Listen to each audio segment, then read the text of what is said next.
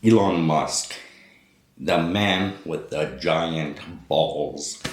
All right, if this is your first time here, welcome to the channel. If not, welcome back. You know what? I love seeing Elon Musk talk about all these things that he does, and this man has iron balls. Right now, of course, for those of you guys who don't know, Elon Musk ended up having to go to court for a frivolous lawsuit over Solar City, and he basically is running circles around these guys. He's very composed, relaxed, chill, and kind of taking it easy, essentially making fun of this frivolous lawsuit. When it comes to Solar City, one of the key things to remember is, well, Solar City was voted by the shareholders 80 plus percent, I believe it was 85% in favor of buying Solar City. So when Tesla did this, it went through the proper steps. Of course, there's always some, let's call it idiot. There's always some idiot that decides that they want to make money, and the fastest way to do it is the lawsuits. Of course, that being this whole thing happening in America, you can sue for anything and pretty much because somebody looked at you. So I think it's a silly system, but it works for people who just basically want to come up with silly lawsuits. But I was talking about Elon Musk, and one of the key things about Elon Musk is he doesn't seem to take very lightly anything that is a direct attack to him or his idea or his vision. And so he's definitely more upspoken compared to most or any CEO out there that I've ever seen. The closest thing to Elon Musk, and I've said this, I believe, before on this channel, is Steve Jobs. They have kind of a similar idea, and of course that's why we see this correlation between Tesla and Apple to start with. But when it comes to Elon Musk, here's a man who believes in what he is attempting to do, what he wants to do, and what he is truly, what his vision is.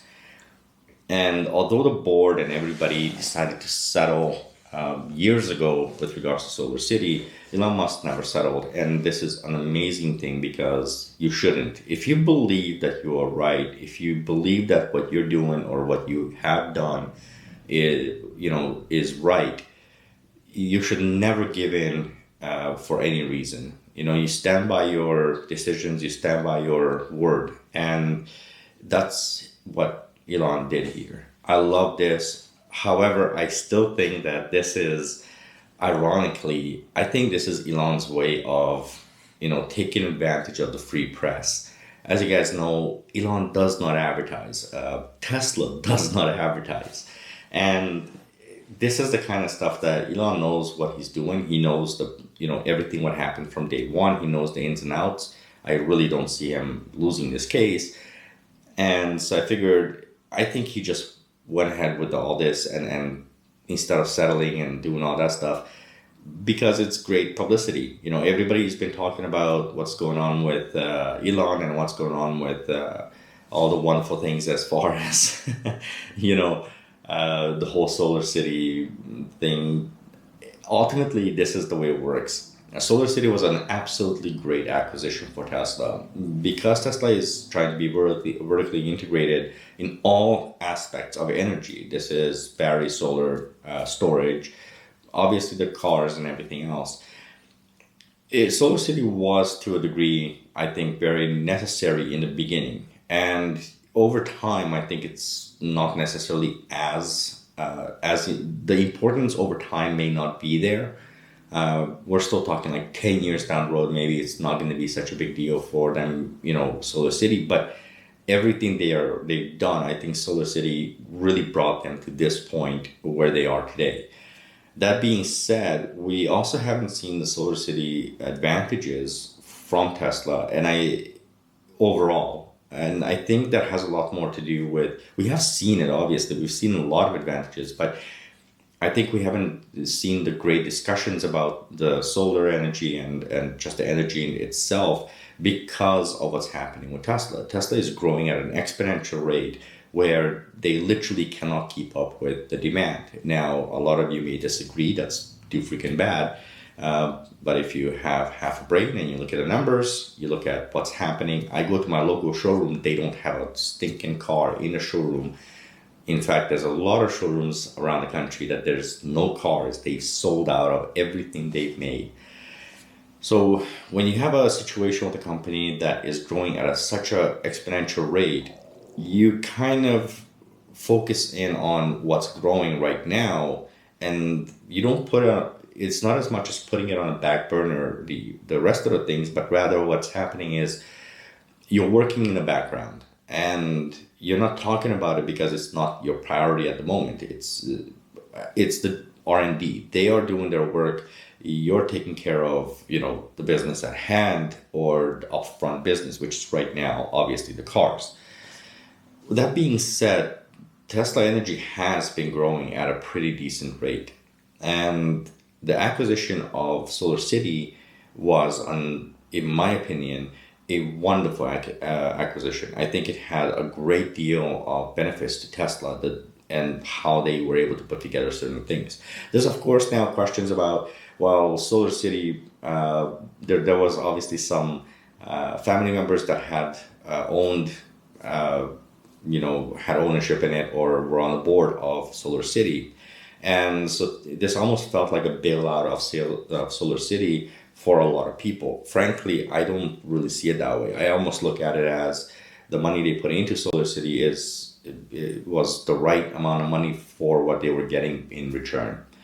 That all being said, Tesla knew what they were doing. The shareholders also voted 85%, I believe it is, in favor of getting that acquisition, and I think that's a wonderful aspect. It is worth noting that if Elon loses this case, Elon does not lose at all. Maybe a little bit to his reputation, but then again, it's a frivolous lawsuit, and realistically, nobody who has half a brain cell would kind of hold any merit to this. And the reason I say Tesla or Elon wouldn't really lose to this is because the worst case scenario is Elon will pay back $2 billion directly to Tesla, the same company he has so much freaking value in. So really there's no loss for this aside from maybe a little, I guess it's more of an ego thing. He would hate to lose to a frivolous lawsuit. That's really the only true loss that Elon would take from this.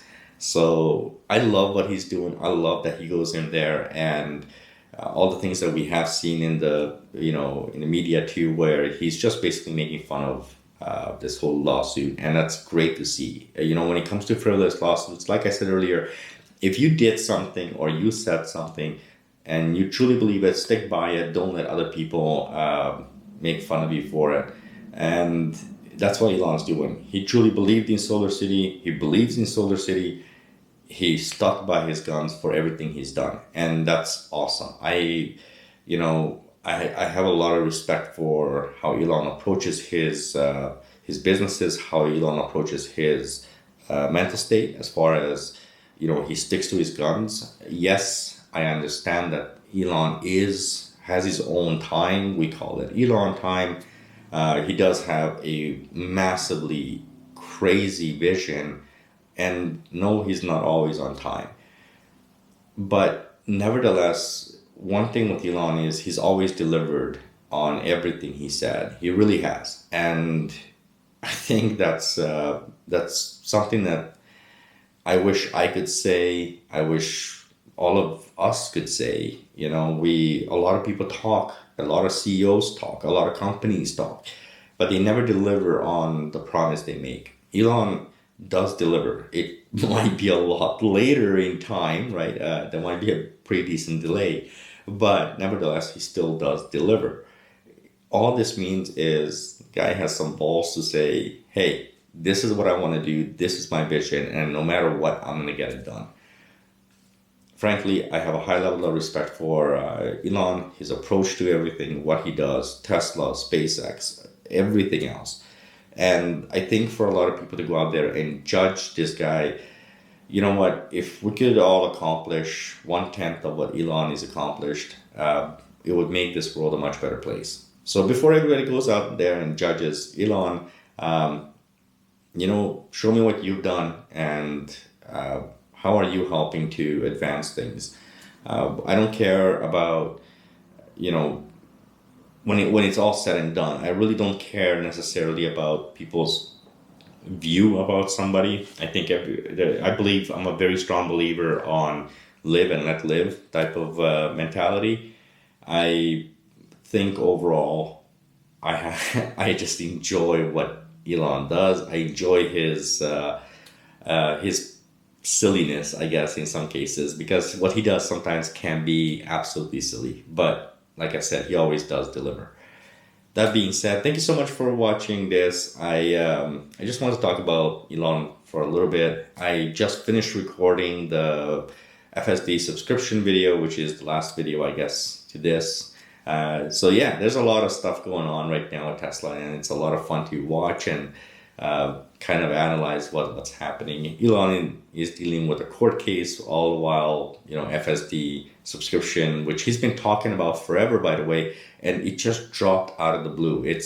There was no announcement, there was nothing. It just suddenly on a Friday night, Friday, July 15th, Friday night, it just, hey, there you go. I think it was like 10 o'clock, 10:30 at night. It just, hey, there you go, everybody.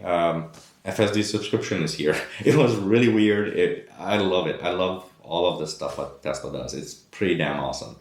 All right, everybody. Thank you very much for watching. I'll catch you guys on the next video. And as I always tell you guys, if you do have FSD or autopilot or whatever you might have, anytime that you think that the car is, driving itself, keep in mind that you are still 100% responsible, and any wonderful feature you have on your car is just considered as an assistant, not as the primary driver. So always drive safe. I'll catch you guys on the next video. I need coffee, man. I need coffee really bad. In case you guys are wondering, I am literally recording this at like 7 o'clock in the morning on a Saturday morning. So thank you so much for watching. Catch you guys on the next one. Take it easy. Bye.